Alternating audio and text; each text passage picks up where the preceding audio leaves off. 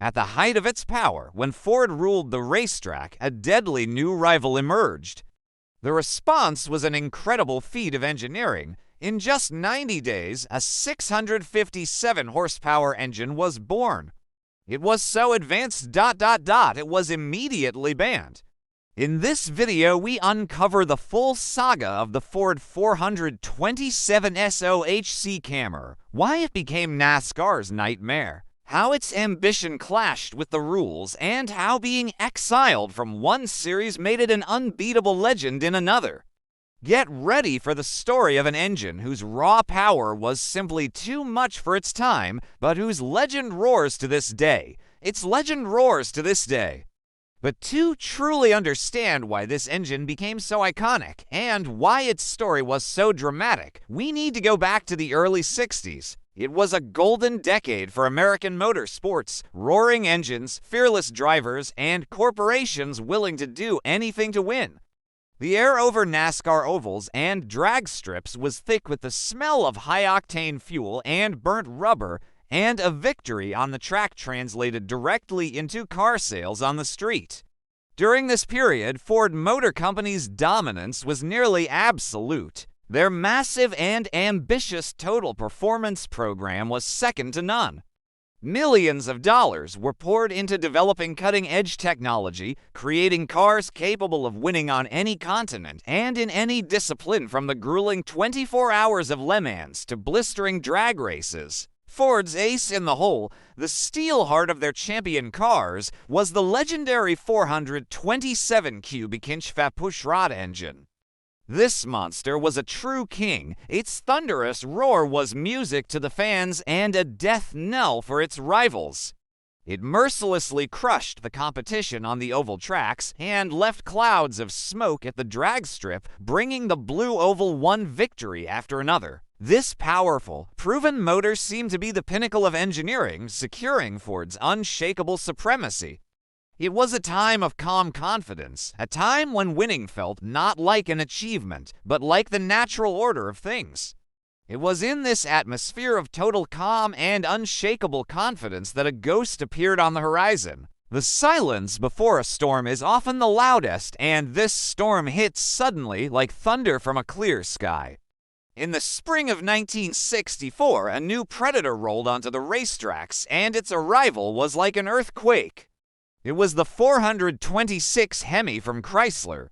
After lingering in Ford's shadow for so long, Chrysler burst forward with an engine that wasn't just an evolution, it was a true revolution. Picture this. Ford's rivals show up with a brand new engine, and suddenly, everything that came before seems obsolete. Its hemispherical combustion chambers, which gave it the iconic Hemi nickname, were an engineering marvel of the time, allowing for far more efficient airflow and unleashing incredible power. If the Ford 427 FE was a mighty but traditional sledgehammer, the Hemi was something else entirely, a surgical laser, burning a path to victory. The result wasn't just stunning, it was instant and absolute. With every lap, with every drag race, the Hemi demonstrated a monstrous, almost unfair, power advantage, leaving even the most powerful Ford for 27s behind. What had seemed like the peak of racing engineering yesterday morning was suddenly not fast enough. Ford's dominance, once seemingly set in stone, didn't just waver, it cracked. And that crack, barely visible at first, began to spread, signaling an imminent collapse. Tension at Ford's headquarters in Dearborn reached a boiling point. The arrival of the Hemi wasn't just a loss in a race or two. It was a direct, existential threat to the heart of the total performance program and the company's reputation. Ford, accustomed to unconditional victory and absolute power on the track, could not let this challenge stand. Company leadership, including the legendary Lee Iacocca and Henry Ford to himself, instantly recognized the gravity of the situation. To answer this unprecedented challenge, to not just reclaim the crown, but to cement their superiority once and for all, they needed more than just an upgraded engine. They needed something fundamentally new, something that would surpass the Hemi in every way and change the landscape of American motorsports forever. This was the turning point, a time when the boldest ideas and wildest concepts were born in the heat of a total war for supremacy.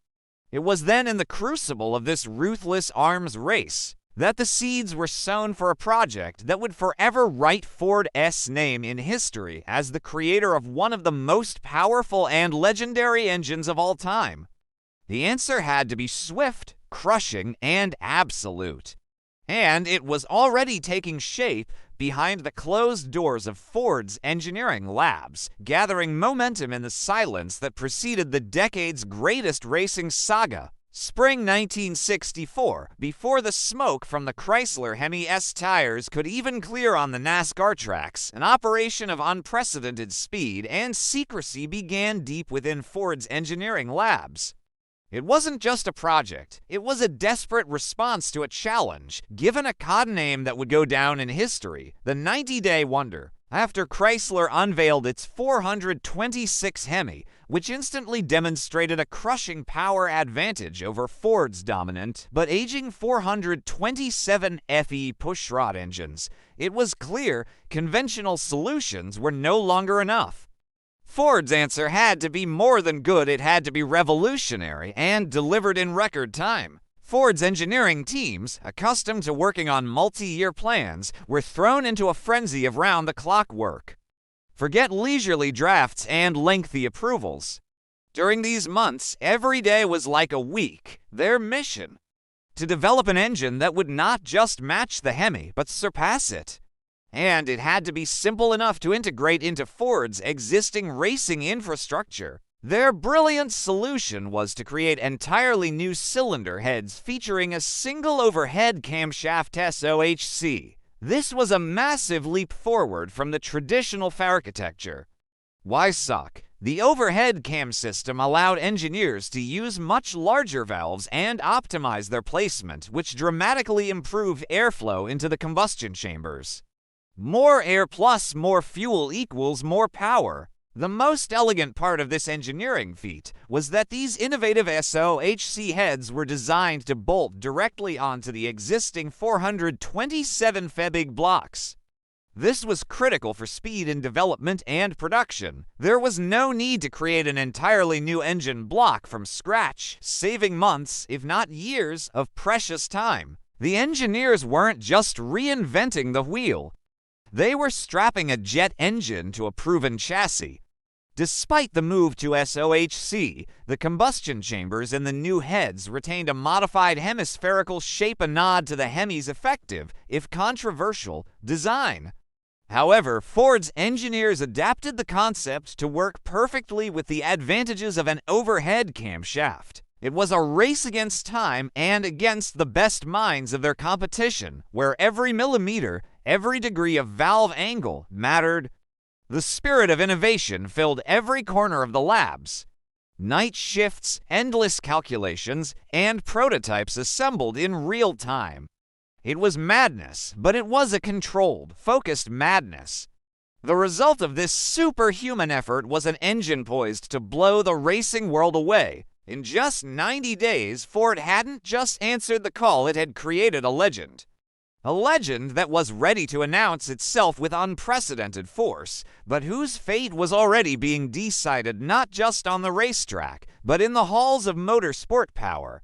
In the late fall of 1964, in an atmosphere of tense anticipation, the Cammer was put on a dynamometer for the first time. This moment was to be the culmination of a 3-month engineering sprint by Ford, their answer to Chrysler's audacious Hemi. Everyone, from lead designers to young technicians, held their breath as the engine roared to life and the tachometer needle shot upwards. Every vibration, every sound of the new engine seemed to echo in the nerves of those gathered. This wasn't just a test, it was the verdict on their monumental effort. And when the instrument needle finally settled after another run, displaying the numbers, no one could believe their eyes. 657 horsepower in standard race trim. It wasn't just a success, it was an earth-shattering explosion, a thunderclap in the world of motorsports that instantly overshadowed all competitors. In the mid-60s, 657 horsepower from a naturally aspirated engine was completely unprecedented, almost fantastical. This was enough power to tear the asphalt off any racetrack and make Ford untouchable in the upcoming season. Ford's engineers were ecstatic their 90-day wonder had surpassed all imaginable expectations. They had created a monster, but a monster that was eagerly awaited on the racetracks, destined to return Ford to its rightful place at the top. News of Ford's new star spread like wildfire through the paddocks and offices of every race team. The industry was in shock. No one expected such speed, such power from an engine created in just 90 days. It was pure, concentrated engineering magic, forged in metal. Reinforced valves in the new cylinder heads, gigantic intake ports, and, most importantly, the ingenious valvetrain with a single camshaft in each head, driven by a nearly 6-foot-long timing chain. It all screamed of the Cammer's uncompromising racing pedigree. In November 1964, just a month after the triumphant tests, Ford officially unveiled the 427 SOHC to the public. The presentation was meticulously planned and conducted with great fanfare. Journalists, team representatives, and even competitors examined the new engine with a mix of curiosity and alarm. Ford proudly showcased its masterpiece, the engine that was supposed to be the foundation of their dominance in the 1965 NASCAR Grand National season. Company spokesman spoke of a new era in motorsports, of unprecedented power that would now be associated with the blue oval. It seemed nothing could stop this triumphal march. But behind the scenes of this celebration, a storm was already brewing. By December 1964, within the corridors of NASCAR power, particularly in the office of Bill France Sr., the head of the racing empire, concern was growing. Whispers about the production rule were turning into persistent questions. NASCAR had always adhered to the principle that race cars should be directly related to the cars sold in showrooms, the win on Sunday, sell on Monday concept. This was the cornerstone of their philosophy, ensuring a link between racing and the mass market. The Ford 427 SOHC, for all its genius, was too exotic. It wasn't installed in a single production road car. This was an engine born purely for the racetrack, a purpose-built weapon against the Hemi with no civilian counterpart. Technically, it violated NASCAR's production engine rule. France Sr., known for his foresight and firm hand, understood that unleashing such a monster on the track could permanently destroy the balance of the series. He had already seen how quickly the Chrysler Hemi had upset the equilibrium in early 1964, and now Ford had responded with something even more radical, more powerful, and more specialized. Serious concerns arose about an uncontrolled horsepower war, driver safety on ever faster tracks, and, most importantly for France, the competitiveness of the entire racing field. If one team gained such an overwhelming advantage, interest in the races would plummet, the spectacle would be lost, and that was unacceptable for the commercial success of NASCAR. While Ford representatives were shaking hands and accepting congratulations, confident in their coming victory, France Sr. and his colleagues were already considering their options. Options that were far from celebratory. The power that was meant for glory was now destined not for oblivion, but for a different arena. The Cammer's future, so bright on the dyno, was already being overshadowed by dark clouds within the walls of NASCAR. And those dark clouds didn't just gather, they broke into a storm. December 1964 was a month of growing tension in the NASCAR paddock. Bill France Sr., the undisputed authority of the racing series, watched this arms race with a careful eye. He saw Chrysler unleash its 426 Hemi in 1964, instantly changing the balance of power and forcing Ford into a frantic response. That response was the Cammer, a 90-day wonder of engineering genius. But its very uniqueness would be its downfall. The whispers around Daytona soon became a roar. The problem lay with the Cammer's fundamental nature and NASCAR's strict rules. According to the homologation or production rule, race engines had to have a production basis to be available in some form to the public. While the 426 Hemi could arguably meet this standard, the Cammer was a purebred, no-compromise racing engine. Its single overhead cam design, driven by a complex 6-foot timing chain that allowed it to produce an incredible 657 horsepower right off the dyno, had zero chance of ever appearing under the hood of a production car. It was built exclusively to win on the track, not for daily driving. The start of 1965 brought the most dramatic turn in the Cammer's early history. In January, after lengthy deliberations, NASCAR announced its official decision. The Ford 427 SOHC was deemed specialized. It was officially and categorically banned from the Grand National Series for the entire 1965 season. The reason was clear: fear of completely destroying the competitive balance. The Cammer's power was so immense that officials feared it would turn races into a one-sided affair, killing the suspense and, ultimately, public interest. Ford's reaction was predictably furious. The investment in the Cammer had been colossal, and the decision was a gut punch. In protest, Ford threatened to withdraw all of its factory racing support from the series. It was a power play that could have paralyzed the sport, robbing it of a key player and a major financial backer. Racing without Ford, unthinkable. A crisis was looming. For weeks, the racing world held its breath. The standoff finally ended in February 1965 with a fragile compromise. To create an appearance of fairness, and likely to soften the blow to Ford, NASCAR also banned the Chrysler 426 Hemi for the 1965 season. This forced both auto giants to use less powerful, more conventional engines for a year, leveling the playing field.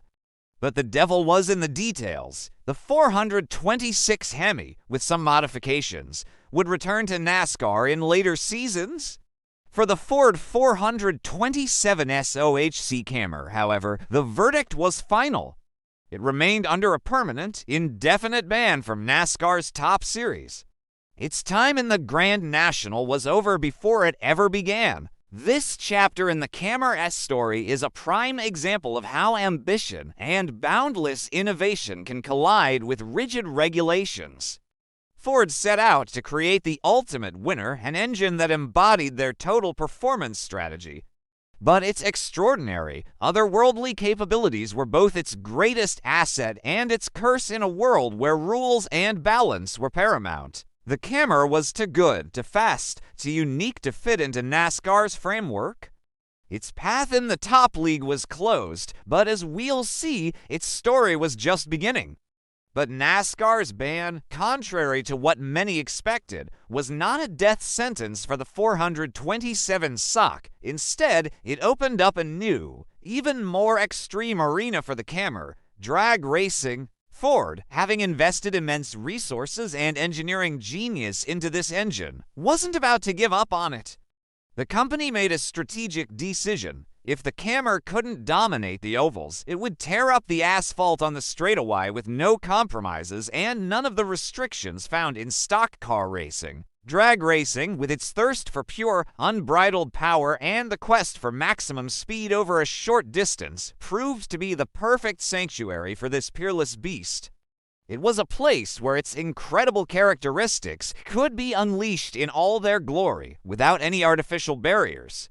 Instead of sending the engine to the scrap heap of history, Ford began a limited production run of these monsters. These were not mass-produced assembly line products for the general public, but true racing engines, hand-built with incredible precision and intended solely for professional motorsports. It's estimated that only about 500 to 600 units of the 427 SOHC were ever produced. Each one was built not for street cars, not for daily driving, and not even for endurance racing, but for a single, clear purpose: to win on the drag strip, here and now. It was a clear signal to the competition and the entire motorsports world. The Cammer was alive, and it was ready for a much fiercer, more direct fight. These engines were distributed among select factory teams and privateer racers who truly understood and appreciated their wild, untamable potential. And that potential was fully realized. From the mid-1960s to the early 1970s, the Cammer became the absolute king of the National Hot Rod Association (NHRA) drag strips. Its appearance at the starting line was always met with anticipation, a prelude to pure adrenaline. Its roaring cylinders, operating at incredibly high RPMs, dominated the most prestigious classes, top fuel, and funny car, setting the standards for speed. Think about it. At a time when many engines were running out of steam at 7,000 or 8,000 RPM, the Cammer easily revved to 9,000 to 9,500 RPM, and in some extreme, perfectly tuned configurations, even higher.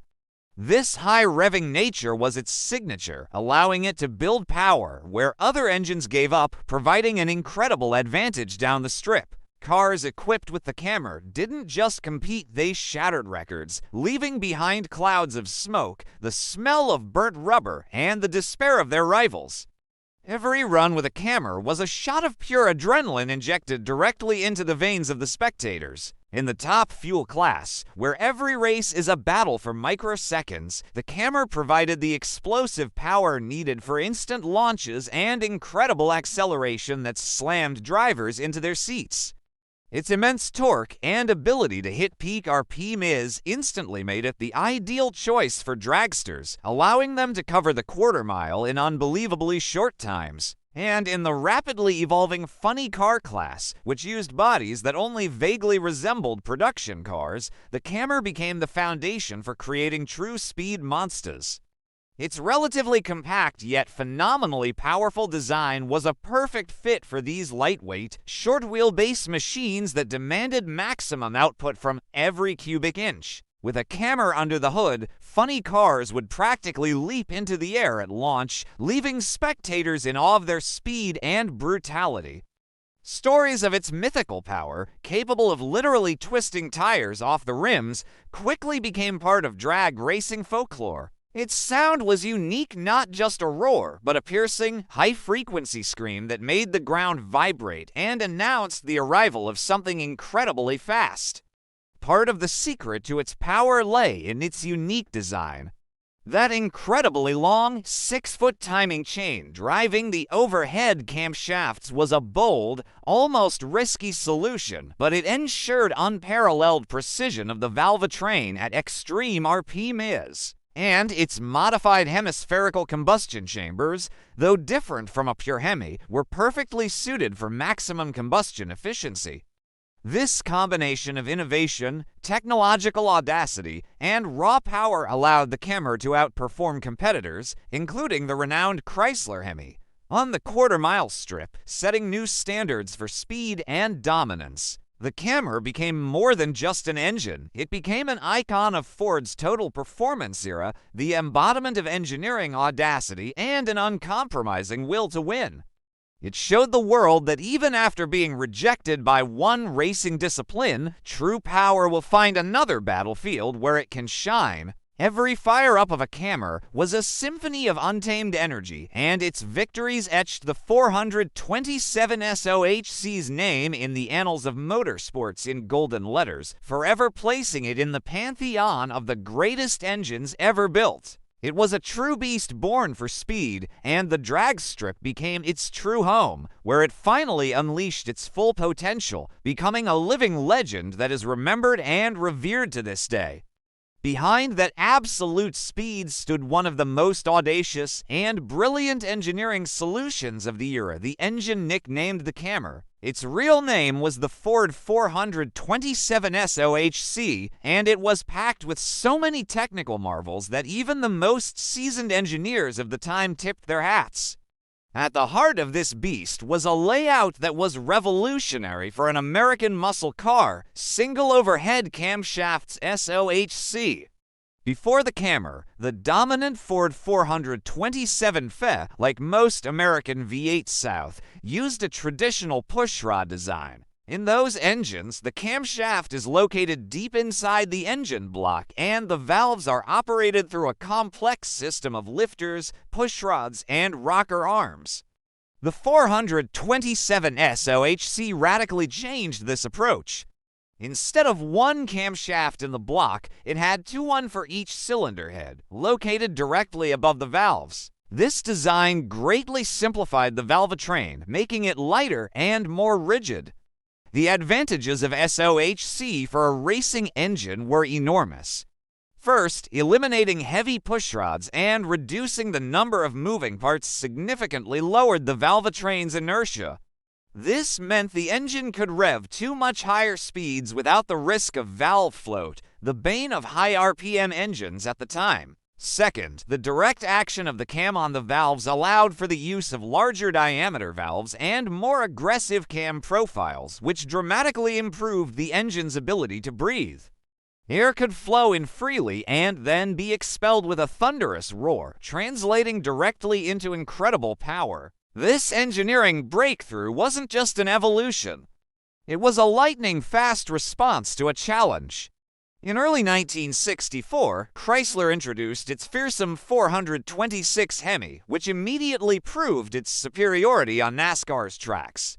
Ford couldn't stand by. The 427 SOHC project was launched in a rush, earning the unofficial name 90-Day Wonder. Ford's engineers worked to the point of exhaustion to design new SOHC cylinder heads that would also perfectly fit the existing 427 Feblock.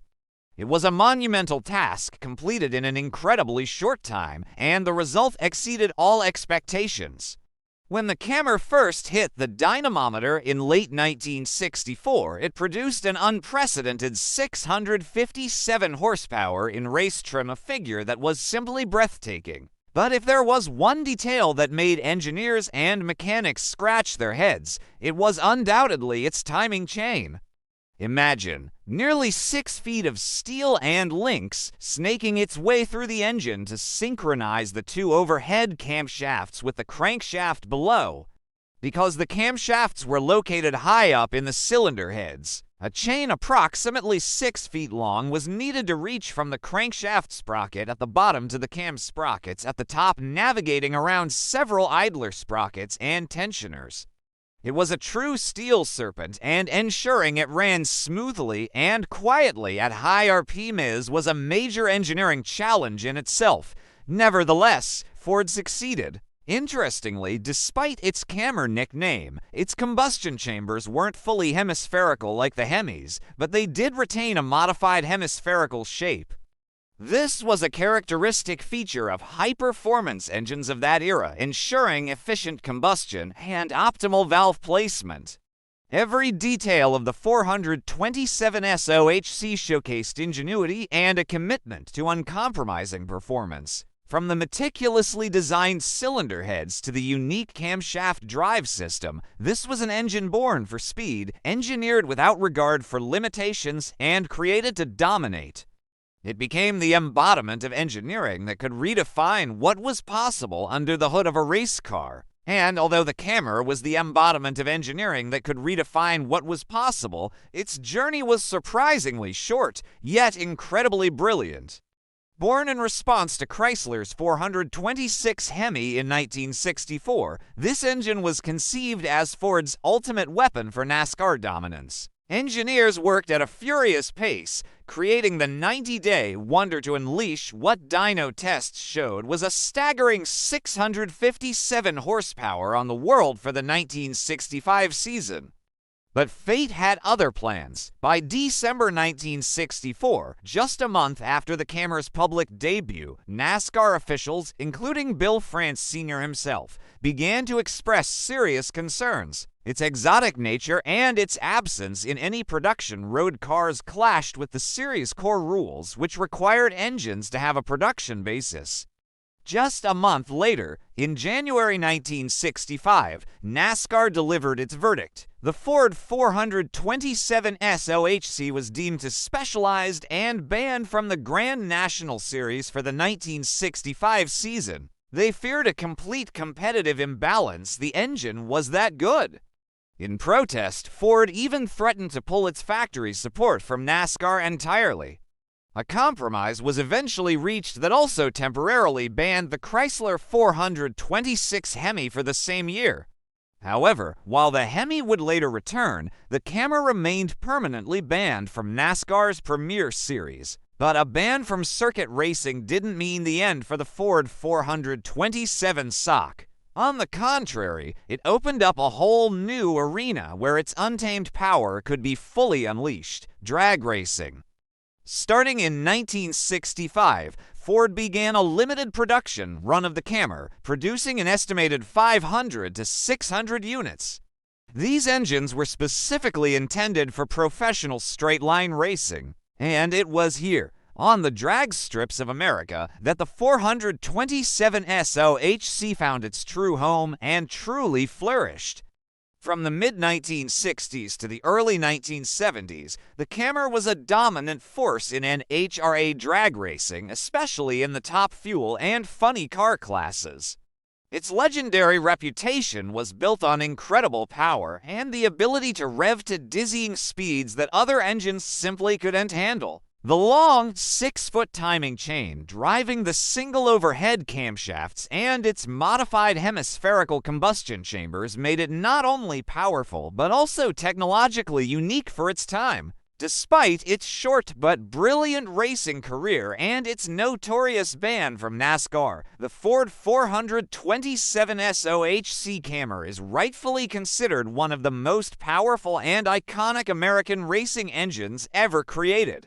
It became a shining symbol of Ford's famed total performance era, showcasing the company's ambition, engineering capability, and uncompromising drive to win in all forms of motorsport. Today, decades later, this engine remains an object of admiration. Due to its extremely limited production, profound historical significance, and, of course, its incredible performance, original 427 SOHC engines are exceptionally rare and incredibly valuable collector's items. They can only be found in the hands of the most dedicated enthusiasts and in museum collections, where each one tells a story of a time when engineering knew no bounds and the need for speed was everything. The Cammer continues to inspire and amaze car lovers worldwide, remaining the undying roar of a legend that will never be forgotten. The saga of the Ford Cammer is more than a lesson in raw power. It's a deep reflection on the timeless tension between human ingenuity and the limits we impose.